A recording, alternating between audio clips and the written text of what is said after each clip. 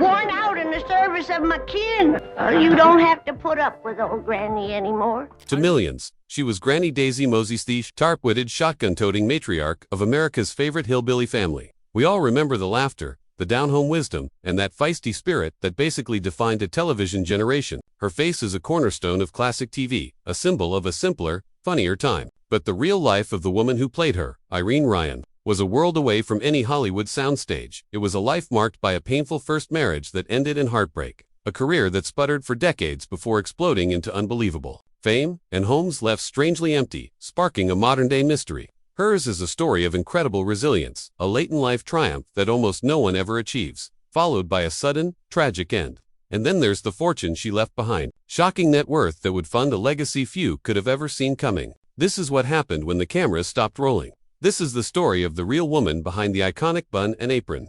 Jessie Irene Noblett. Before she was Orion, and long before she was a Moses, she was Jessie Irene Noblett, born on October 17, 1902, in El Paso, Texas. While Texas would always claim her, her family's roots were planted elsewhere. Her father, James Merritt Noblett, was a U.S. Army sergeant from North Carolina, and her mother, Catherine, or Katie, was an immigrant from Ireland. That blend of Southern grit and Irish charm probably gave young Irene the unique mix of toughness and wit she'd carry for the rest of her life. She was the youngest of two daughters, but with her sister Anna being a full 17 years older, Irene often felt like she had two mothers. She grew up doted on, but also learned to be fiercely independent from a young age.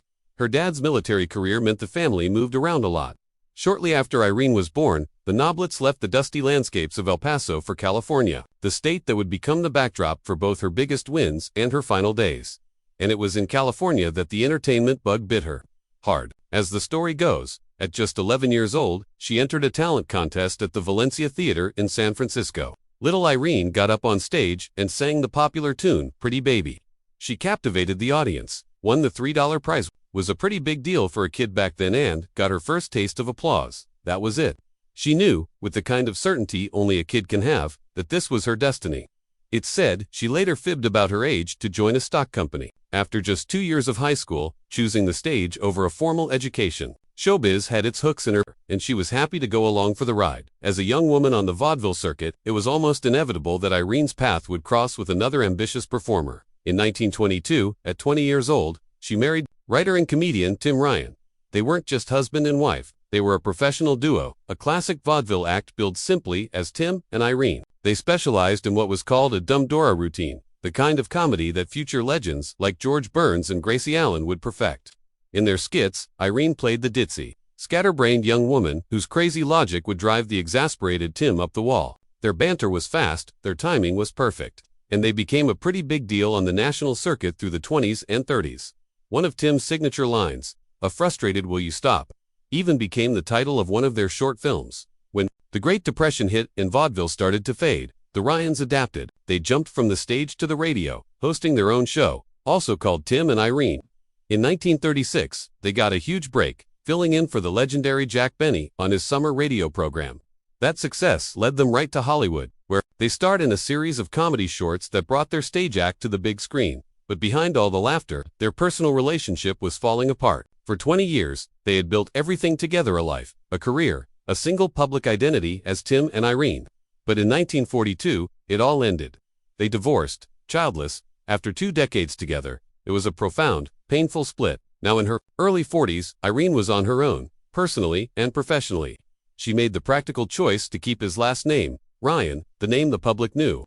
But it was also a permanent reminder of the man who had been her partner in every sense of the word for half her life. The years after the divorce were tough. The act that had defined her entire adult life was gone. At an age when Hollywood was often unkind to actresses, Irene had to start from scratch. She wasn't half of a famous duo anymore. She was a character actress looking for work. Luckily, her talent kept her in the game. She found a powerful ally in Bob Hope, touring with his famous USO shows to entertain troops during World War II and becoming a regular on his radio program. She also kept busy on other shows, like The Jack Carson Show, where she played a quirky storekeeper. Her film career was a mixed bag of uncredited bits and supporting roles, often typecast as fussy or nervous women. In a strange twist, she was even professionally reunited with her ex-husband, Tim, for a few movies, the last being Hot Rhythm in 1944. Imagine sharing a set after all that history. In 1946, Irene gave marriage another try, wedding a film production worker named Harold E. Knox. This marriage was much more private and also ended in divorce in 1961. Again with no children, by the 1950s, television was the new frontier. And Irene, ever the survivor, made the leap. She started taking guest roles in sitcoms like The Danny Thomas Show, The Real McCoys, and My Three Sons. She was a working actress, a respected pro who always delivered.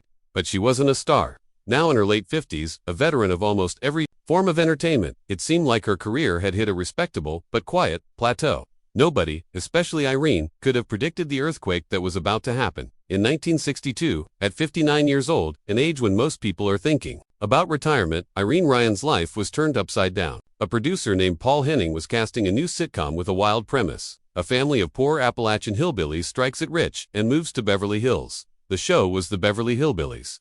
And Henning needed a fiery matriarch, Daisy, made Granny Moses. Initially, the network wanted another actress, Bea Benaderet, for the part. But Irene heard about the role and knew it was meant for her. When a casting director supposedly told her she was too young, Irene didn't back down. As Hollywood legend tells it, she called Paul Henning directly and asked, "Look, Paul, do I have to go home and get my gray wig and shawl to convince you?" She got the audition, and what happened next was pure magic. Irene walked in, hair in a bun, and gave a performance that was, in her own words, feisty as all get out. She was the character. The producers were floored.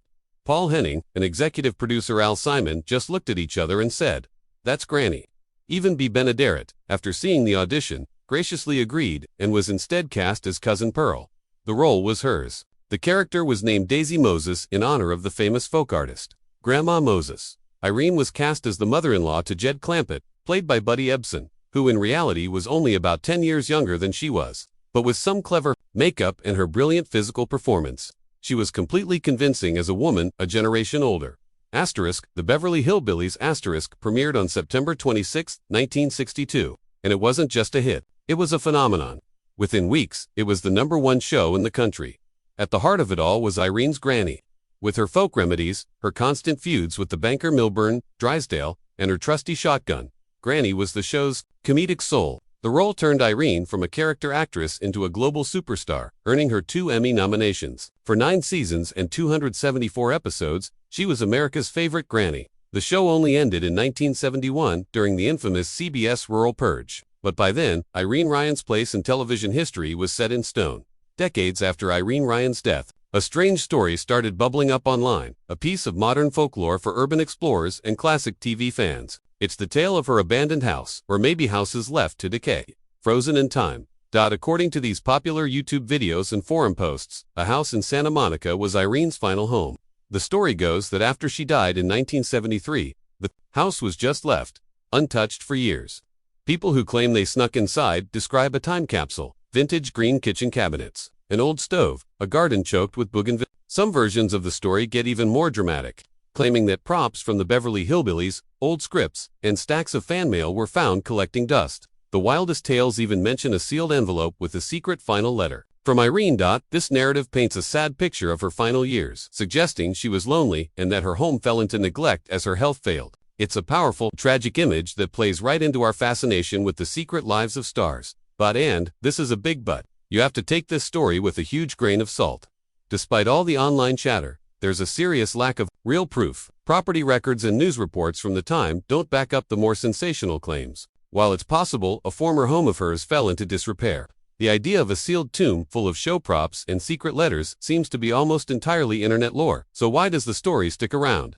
Because it creates a powerful contrast between her fame and a perceived lonely end that turns a beloved TV star into the subject of a gothic mystery.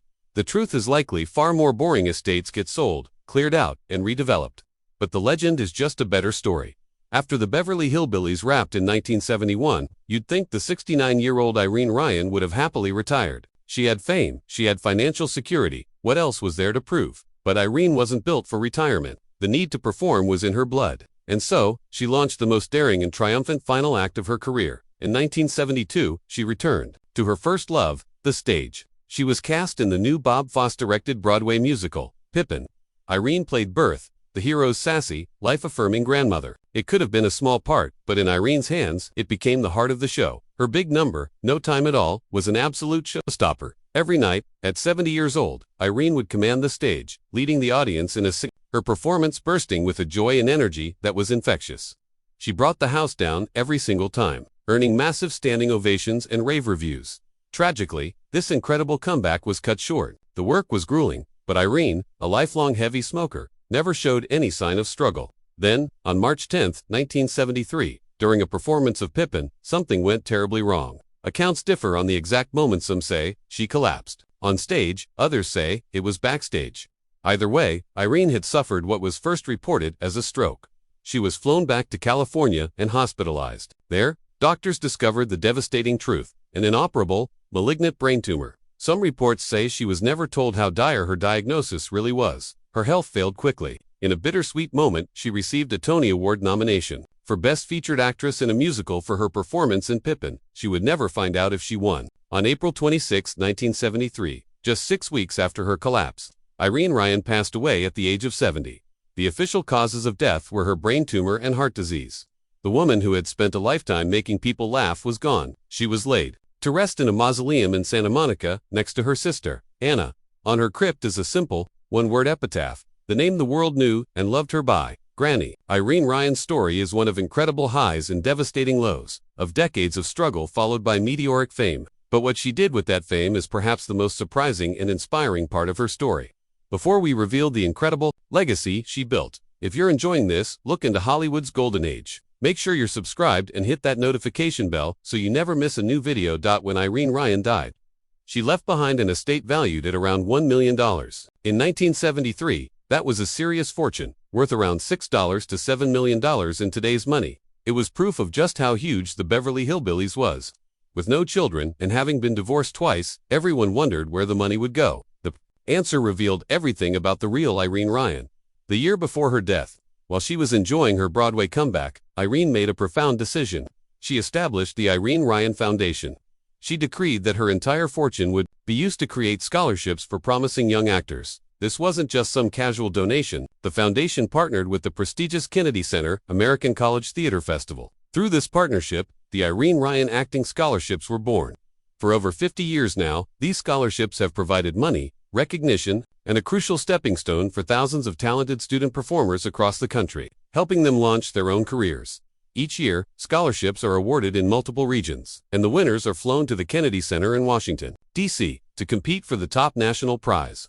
Irene Ryan, the woman with no children of her own, essentially became a godmother to generations of aspiring artists. She knew the grind, she knew the heartbreak and the financial struggle of being a performer, and with her final act, she made sure that others would have the kind of support she likely wished for during her own long journey to the top. Her legacy isn't just a character on a sitcom. It's a living, breathing force in American theater. Irene Ryan's life was a masterclass in contrasts. She was Jessie Noblet from El Paso who became Granny Moses of Beverly Hills. She was the star of a hit double act with her husband, only to have it all dissolved, forcing her to start over, alone. She was a working actress for decades before becoming one of the biggest stars in the world, when most people's careers are winding down. On screen, she was the beloved Granny to millions. But in her private life, she had no children. She earned a fortune but lived modestly, with her true wealth only becoming clear after her death, when she gave it all away. She topped off an iconic TV run with a spectacular Broadway comeback, only to have that final victory tragically cut short. The internet legends of her abandoned house hint at a story of loneliness. But the documented truth of her legacy tells a very different story. It tells of a woman who, instead of focusing on what she didn't have, chose to give future generations what she did have, a chance. The Irene Ryan Foundation is her final, most powerful act. It ensures that, long after the reruns stop airing, the name Irene Ryan will still be spoken with gratitude in the rehearsal halls and on the stages, where new dreams are just beginning.